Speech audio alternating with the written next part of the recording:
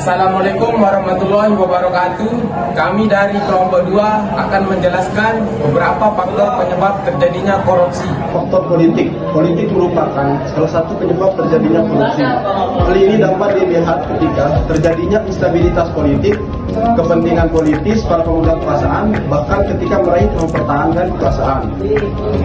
Menurut Susanto, korupsi pada level pemerintahan adalah dari sisi penerimaan pemerasan uang suap, pemberian perlindungan, pencucian barang-barang publik untuk kepentingan pribadi, tergolong korupsi yang disebabkan oleh konsistensitas politik.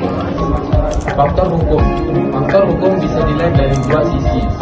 Dari satu sisi aspek perundang-undangan dan sisi lemahnya penegakan hukum. Tidak baiknya substansi hukum mudah ditemukan dalam aturan-aturan yang diskriminatif dan tidak adil.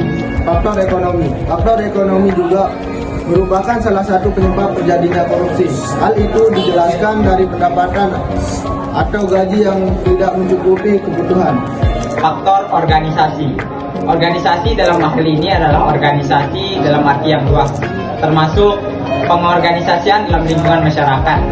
Organisasi menjadi korban korupsi atau di mana korupsi terjadi biasanya memberi andil korupsi karena membuka peluang atau kesempatan terjadinya korupsi. Penyebab korupsi dalam perspektif teoritis, kultural determinisme sering dipakai sebagai acuan ketika mempelajari penyebab terjadinya korupsi.